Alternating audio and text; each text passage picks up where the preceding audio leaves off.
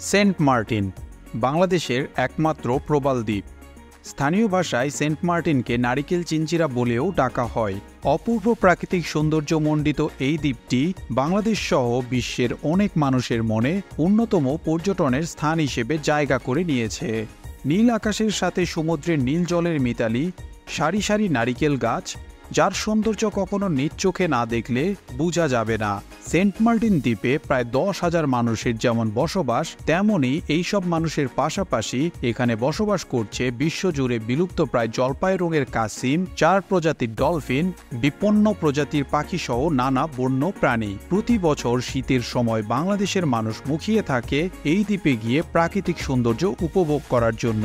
তবে সাম্প্রতিক সময়ে বাংলাদেশ সরকার পর্যটকদের এই দ্বীপে যাওয়া অনেকটাই নিষিদ্ধ ঘোষণা করে দিয়েছে। ফেসবুক সহ অনলাইনে এখন একটাই আলোচনা, সরকার কি তাহলে এত সুন্দর একটি দ্বীপ আমেরিকার কাছে বিক্রি করে দিল?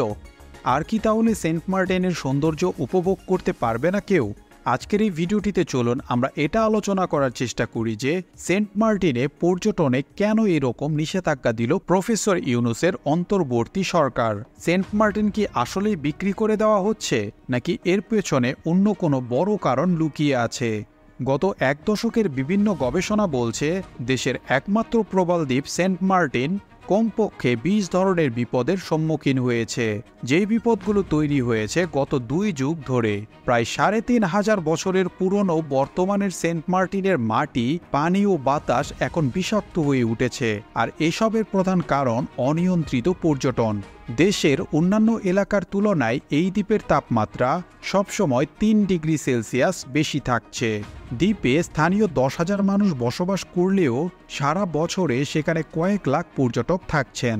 এনভায়রনমেন্টাল অ্যাডভান্স নামের একটি বিজ্ঞান সাময়িকীর এক গবেষণা বলছে পর্যটনের কারণে উচ্চ তাপমাত্রার পাশাপাশি লবণাক্ততা বৃদ্ধি, বন উজাড়, দূষণ, সমুদ্রপৃষ্ঠের উচ্চতা বৃদ্ধি, কচ্ছপের আবাস ধ্বংস, প্লাস্টিকের ব্যবহার, মিঠা পানির সংকট, জোয়ারে সমুদ্র ভাঙন সহ নানা বিপদ দেখা দিয়েছে এখানে।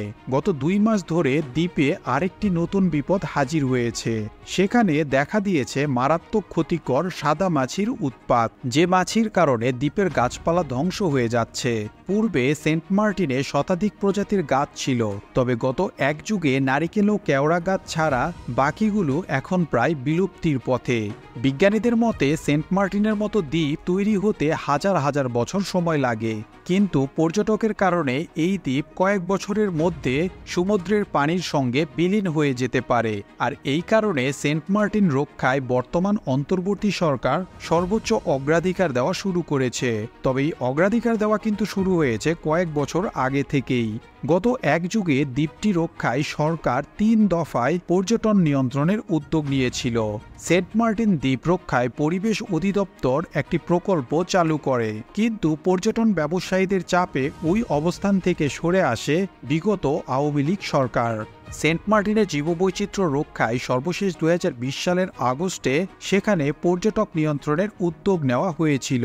সরকারের তরফে গবেষণা সংস্থা সেন্টার ফর জিওগ্রাফিক্যাল ইনফরমেশন সার্ভিসেসকে একটি সমীক্ষা করার দায়িত্ব দেওয়া হয়। প্রতিষ্ঠানটি গবেষণা শেষে জানায় দ্বীপটিতে কোনোভাবেই পর্যটকদের রাতে থাকার অনুমতি দেওয়া ঠিক হবে না। শীতে পর্যটন মৌসুমে দিনে সর্বোচ্চ 1200 জন পর্যটক যেতে দেওয়ার একটি সুপারিশ করে তারা। পর্যটনের কারণে দ্বীপের প্রবাল কেটে অসংখ্য হোটেল মোটেল নির্মাণ করা হয়েছে। আন্তর্জাতিক ওশান সায়েন্স জার্নালে প্রকাশিত এক গবেষণা নিবন্ধ বলছে এইভাবে প্রবাল ধ্বংস চলতে থাকলে আগামী 2045 সালের মধ্যে দ্বীপটি পুরোপুরি প্রবাল শূন্য হয়ে পড়বে, যার ফলে এই দ্বীপে বসবাস করা বিপন্ন সব প্রাণী বিলীন হয়ে যাবে। এইসব বিষয় মাথায় রেখে 2021 সালের 2 জানুয়ারি পরিবেশ অধিদপ্তর গণবিজ্ঞপ্তি জারি করে। এতে সেন্ট মার্টিন সৈকতে আলো জ্বালিয়ে বারবিকিউ, দোকানপাটে কেনাবেচা, সৈকতে পাথর সংগ্রহ, মোটরসাইকেল সহ যে কোনো ধরনের যানবাহন চলাচল নিষিদ্ধ সহ 14টি বিধিনিষেধ আরোপ করে। কিন্তু রাজনৈতিক সুবিধার কারণে সেই গণবিজ্ঞপ্তি কার্যকর কিংবা তদারক করা হয়নি। অন্তর্বর্তী সরকার দায়িত্ব নেবার পর সেন্ট মার্টিন দ্বীপে যখন পর্যটন নিয়ন্ত্রণের উদ্যোগগুলো কার্যকর করার উদ্যোগ নেওয়া হয় হয় তখন বিষয়টি নিয়ে উল্টো প্রচার শুরু হয়। সেখানে মার্কিন ঘাঁটি তৈরি সহ নানা ধরনের অপপ্রচার চলতে থাকে সামাজিক যোগাযোগ মাধ্যমে। সরকারের ওই সিদ্ধান্তের প্রতিবাদে মাঠে নেমেছে কক্সবাজারে সেন্ট মার্টিন দ্বীপে পরিবেশ ও পর্যটন উন্নয়ন জোট নামের একটি সংগঠন। কিন্তু মজার ব্যাপার হলো, বিভিন্ন পত্রিকার রিপোর্ট অনুযায়ী জোটের নেতৃত্বে থাকা অনেকেরই সেন্ট মার্টিনে আবাসিক হোটেল রয়েছে। তবে অন্য যাই হোক, একজন সচেতন নাগরিক হিসেবে আমাদের সবার উচিত এই দ্বীপটিকে বাঁচানো। এই দ্বীপ দেশের সম্পদ। পর্যটকেরা দায়িত্বশীল আচরণ করলে দেশের এই সম্পদ রক্ষা পাবে। ভিডিওটি ভালো লেগে থাকলে লাইক, কমেন্টস ও শেয়ার করতে ভুলবেন না। বাংলা ওয়েবের পরবর্তী ভিডিওগুলো দেখতে চ্যানেলটি সাবস্ক্রাইব করুন। আপনাকে অসংখ্য ধন্যবাদ ভিডিওটি সম্পূর্ণ দেখার জন্য।